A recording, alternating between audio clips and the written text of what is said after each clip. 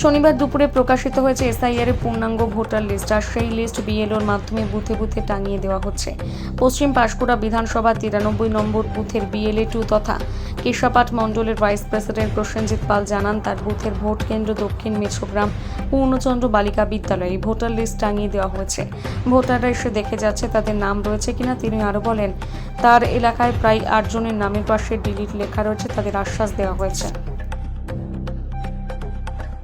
আজ তো এসআইআর এর লিস্ট প্রকাশ হয়েছে, কোথা থেকে আপনারা জানলেন বা কিভাবে দেখলেন যে নাম আছে কি না? প্রথমে আমরা বিএলওর সঙ্গে যোগাযোগ করেছিলাম। বিএলওর সঙ্গে যোগাযোগ করার পর বিএলও আমাদেরকে যথারীতি ওনার হাতে ভোটার লিস্ট আসার পর উনি আমাদেরকে ফোনের মাধ্যমে জানান যে ভোটার লিস্ট এসে গেছে। আর আমাদের যে ভোট কেন্দ্র দক্ষিণ মেচগ্রাম পূর্ণচন্দ্র বালিকা বিদ্যালয়, ওখানে যেতে বললেন এবং সেখান থেকে আমরা জানতে পারি যে ভোটার লিস্ট এসে গেছে এবং ভোটার লিস্ট ওনার হাতে দেখি।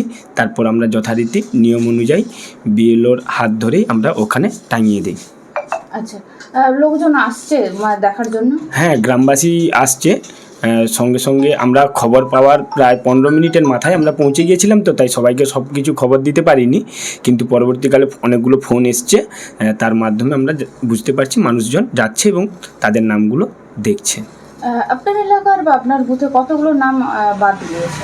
আমাদের 93 নম্বর পার্ট পাঁশকুড়া পশ্চিম বিধানসভা 205-এ এখানে আমি যেটা দেখেছি 8টা নাম বাদ গিয়েছে। আচ্ছা, কি কারণে মূলত তাদের বাদ দিয়েছে বলে মনে হচ্ছে? আমি নিজে বিএলও 2 এর দায়িত্বে ছিলাম। আমি তো সমস্ত ডকুমেন্টসগুলো সাবমিট করেছিলাম। ওনাদের সম্ভাব্য 2002-এ এসআইআর এর লিস্টে যে লিঙ্ক সেটা ওনারা দেখাতে পারেননি।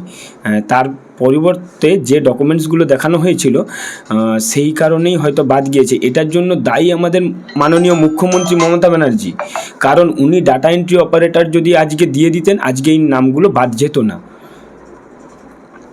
আবার পুনরায় ওনাদেরকে নাম নথিভুক্ত করতে হবে এবং তার জন্য যা যা সহযোগিতা আমরা আমাদের তরফ থেকে করব। নাম? আমার নাম প্রসেনজিৎ পাল, কেশাপাট 4 নম্বর মণ্ডলে ভাইস প্রেসিডেন্ট।